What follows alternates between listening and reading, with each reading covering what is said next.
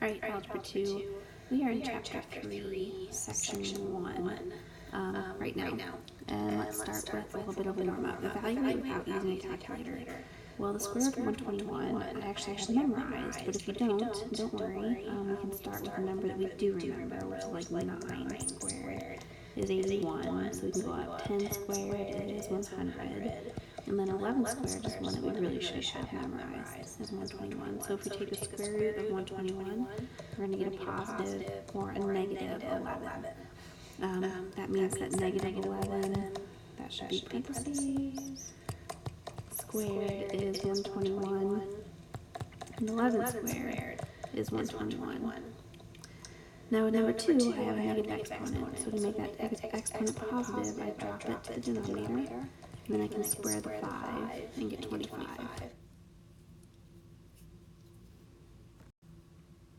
Alright, next slide. So solve this equation. Write answers with radicals in simplest form. So we did this a little bit a while ago. Let's go ahead and start it. So I'm going to take the square root of both sides, and that gives me x plus 7 on the left and plus or minus square root of 24 on the right. And subtract, excuse me, 7 from both sides. I get x equals negative 7 plus or minus the square root of 24. Now it says radicals in simplest form. That means that square root of 24 needs to be simplified. You can break that into 2 times 12 and again into 2 times 6. And whenever I get a pair of numbers from a radical, I can take that number out and get my final answer. So that is what x equals. A ball has a surface area S of 1,253 square inches. Use the formula to find the radius of the ball. I'm going to get my calculator out for this one because there is no perfect square for 1,253.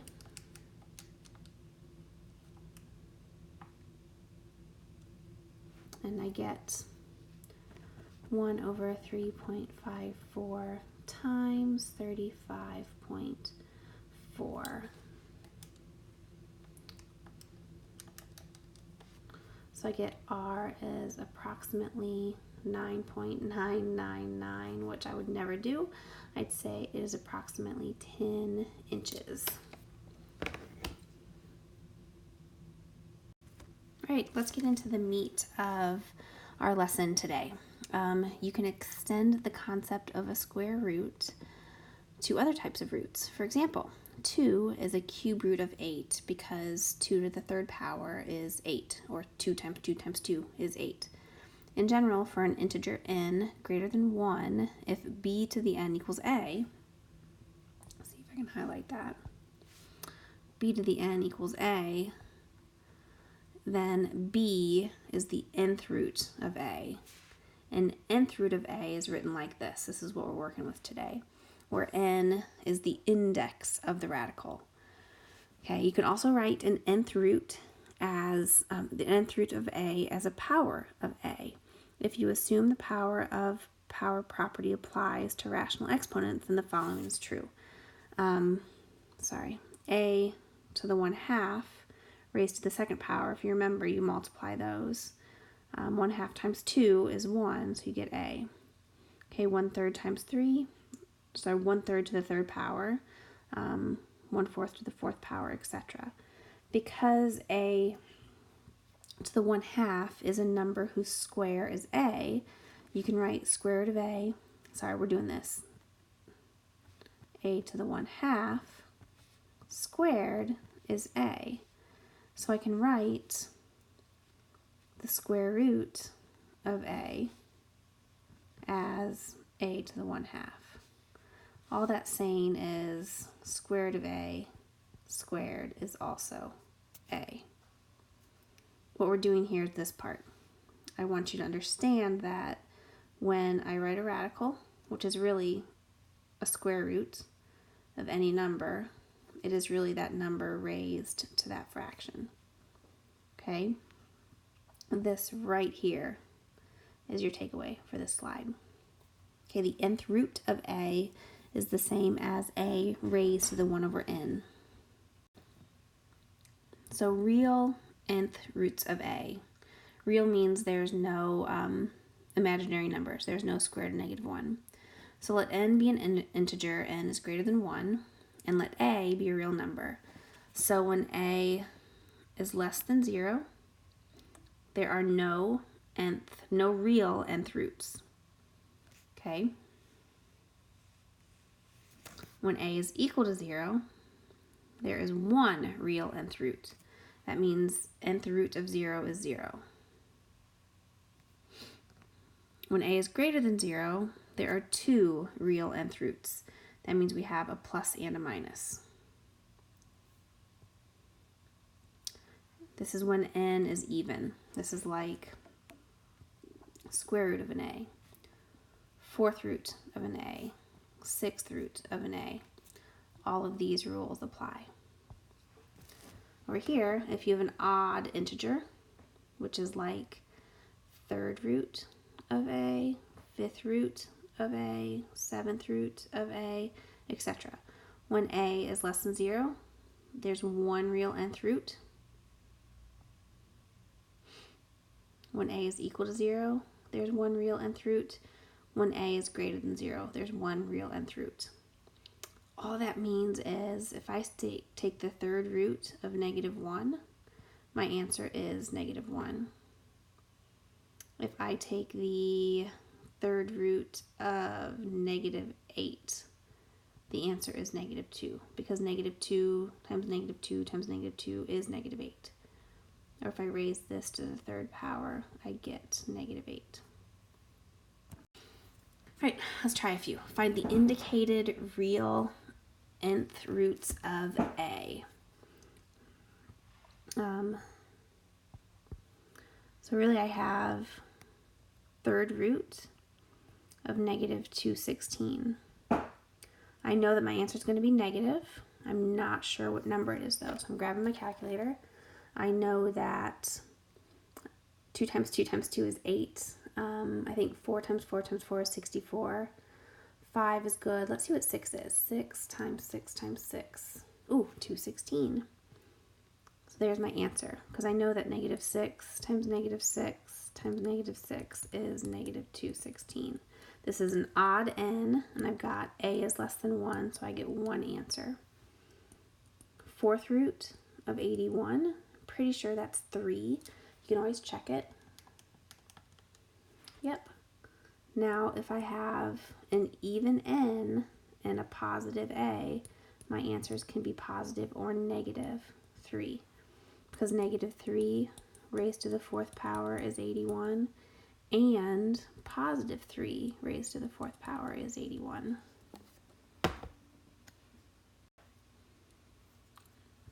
All right, rational exponents. A rational exponent does not have to be in the form of 1 over n. Other rational numbers, such as 3/2 and -1/2, can also be used as exponents. Two properties of rational exponents are shown below.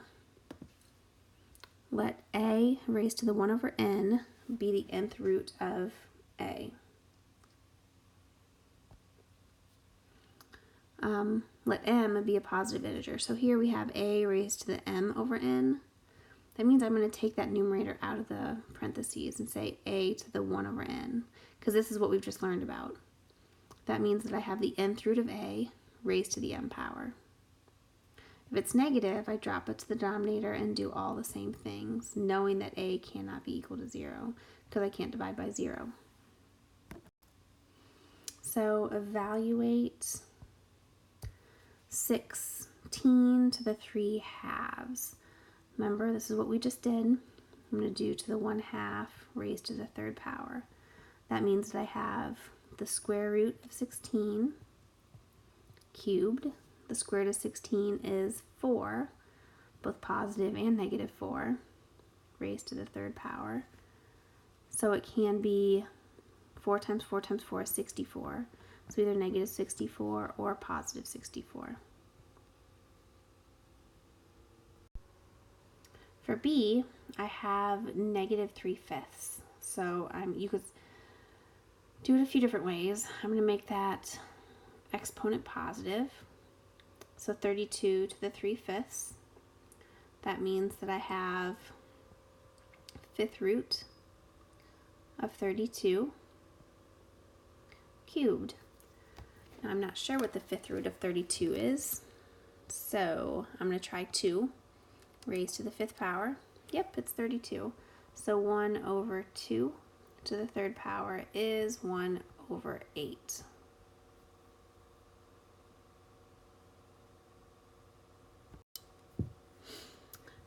Okay, moving on. I'm going to make sure you guys know how to use your handy dandy calculators to do this. There's a few shortcuts within your calculator, but what you see here is the down and dirty way to just get it done. And it works every time. You have to make sure you know where this key is in your calculator. I call it a caret. Some people call it a hat. It's along the right side of your calculator. And just really practice the keystrokes. So I'd type in 9 caret parenthesis 1 divided by 5. Close my parenthesis, enter. And I get exactly what you see there. Okay, 12 caret parenthesis 3 divided by 8, close parenthesis, enter. Okay, go ahead and practice that. Okay, we can practice a few. Use any method you like. I have, 625 fourth root, which I could also write like this. And I can use my calculator. 625 caret 1 divided by 4, and I get an answer of 5. Okay, 64 raised to the 1/6.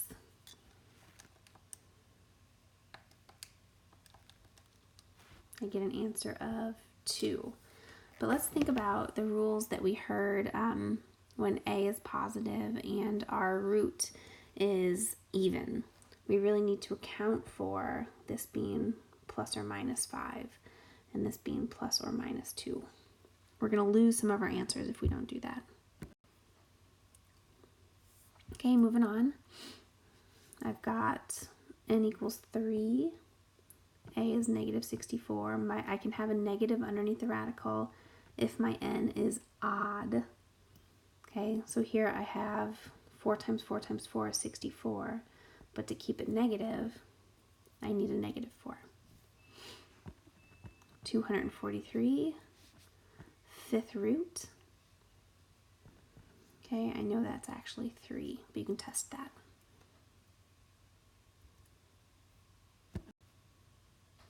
Okay, getting a little more complicated.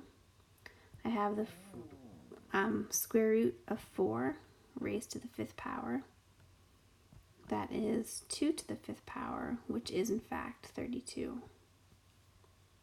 And then this would be 1 over 9 to the 1/2, which is 1 over square root of 9, which is 1/3. Lots of practice problems, right?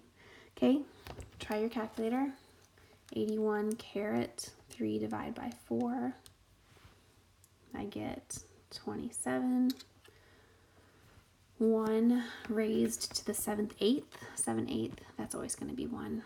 You can try your calculator and double check though. Okay, here we're going to round to the nearest 2 decimal places with your calculator. Okay, I already have these done. Go ahead and check though if you want some extra practice. Round to the results to the nearest 2 decimal places if appropriate. If 32 comes out as a whole number 32, you certainly don't have to add 2 zeros afterwards, right?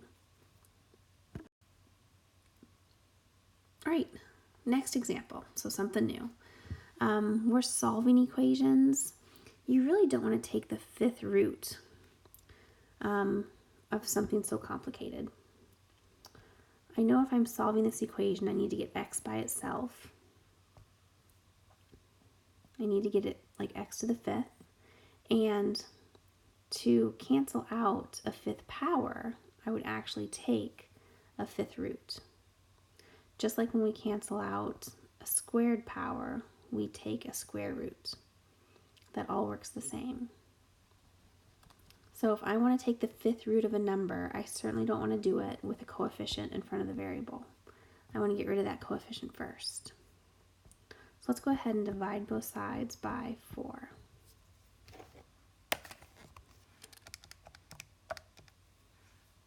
I get x to the fifth power equals 32. Now I want to take the fifth root of both sides. That gives me x equals 2. Okay, so go ahead and get x by itself by getting rid of the coefficient, and then do the opposite of your exponent by taking the root of it, and you'll cancel everything out. It isn't any more difficult here. You just have to pay attention to what you're doing. So this is in parentheses. That means I can go ahead and take the fourth root of both sides. Let me rewrite that. I can't actually take the fourth root of the right side, but I have the left-hand side simplified out. So here I'm taking the fourth root. That gives me a plus or minus square root of 21. And then I'm going to add 3 to both sides. So x equals 3 plus or minus the fourth root of 21. I see my mistake right there. The fourth root of 21. So I have two answers here. Now I can actually calculate this out. If I do 3 plus fourth root of 21, I get approximately 5.14. If I do 3 minus, I get approximately 0.86 as my two answers. Next example, biology. A study determined that the weight W in grams of coral cod near Palawan Island, the Philippines, can be approximated using that model, where L is the coral cod's length in centimeters. Estimate the length of a coral cod that weighs 200 grams. So if my weight is 200 grams, and I'm trying to estimate the length, it means I need to solve for L. So first let's divide both sides. 200 divided by 0.0167 is 11,976 and some change equals L cubed. So if I take the cubed root of both sides,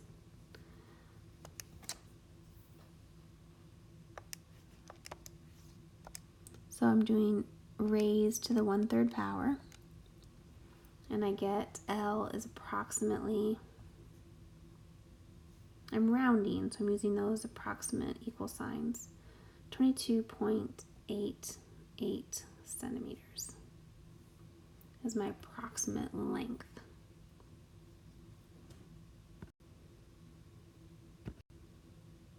All right, let's practice a few. Solve the equation and round the result to 2 decimal places. I have raised to the 3rd power, so I'm going to take the cubed root. That means I get x equals 4, because 4 is one of them that I have memorized. Here, this is weird. I have a fraction out front, so luckily I know to get rid of a fraction, I multiply both sides by the reciprocal. So that's 1. I get x to the 5th, 1024. Now I take the 5th root of both sides. So x equals, and I'm going to type in 1024 raised to the 1/5. And I get 4. Who knew?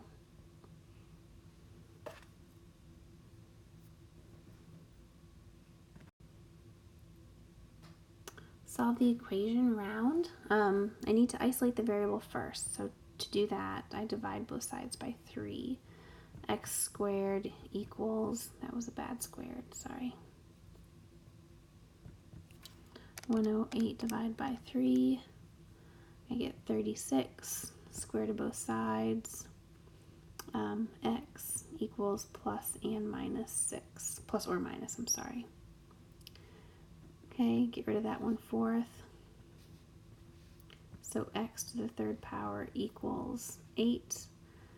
Take the cubed root of both sides, and I get x equals 2. Okay, solving equations. Cubed root, I'm doing the opposite of this exponent to both sides. Luckily, I'm doing an odd root to the -14. Otherwise, it wouldn't be happy. So I have x minus 2 equals the cubed root of -14. Add 2 to both sides. So I have x equals 2 plus the cubed root of 14. Go ahead and get my calculator out and approximate -14, I'm sorry. 2 plus, I'm actually going to type it in like this.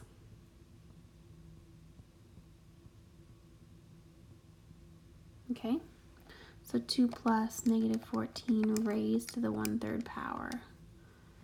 And I get -0.41. 2 decimal places. Got it. Okay, here I need 4th root. So I have x plus 5 equals plus or minus 4th root of 16. Subtract 5 from both sides. X equals -5 plus and minus. I'm going to put it in parentheses so I can type it in my calculator. So I'm going to calculate this both ways.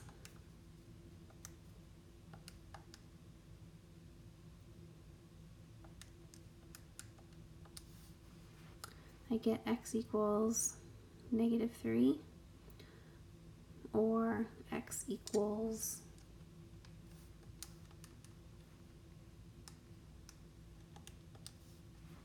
-7.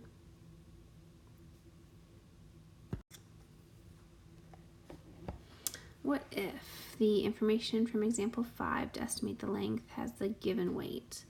Remember, we were just doing weight equals, I have to go to example 5, hold on, 0.0167 L cubed. So we're going to do divide by 0.0167, divide by 0.0167, divide by 0.0167.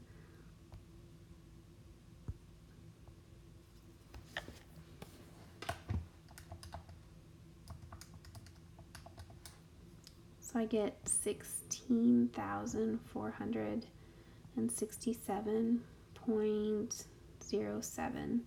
I need to take the cubed root of that.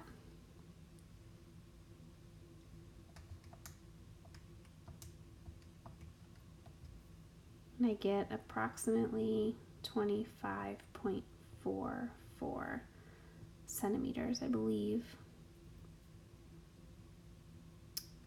Yes, centimeters. 340 divided by 0.0167, 20,359. Okay, take the cubed root of that. I have approximately 27.31 centimeters. And this last one,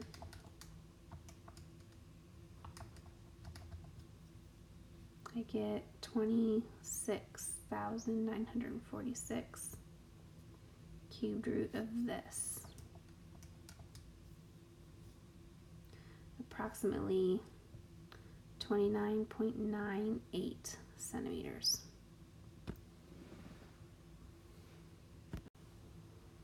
All right, the end. Your daily homework quiz. You can push pause through each of these and double check your answer. I'm just going to go ahead and give you the answers though. Nth root. I have 4 zeros. That's my answer. It's a little bit of a trick. Okay, that means it's plus or minus 10. Here I have 1.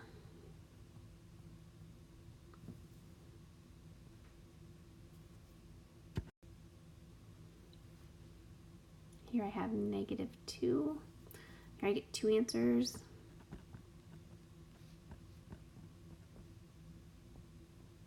Good job.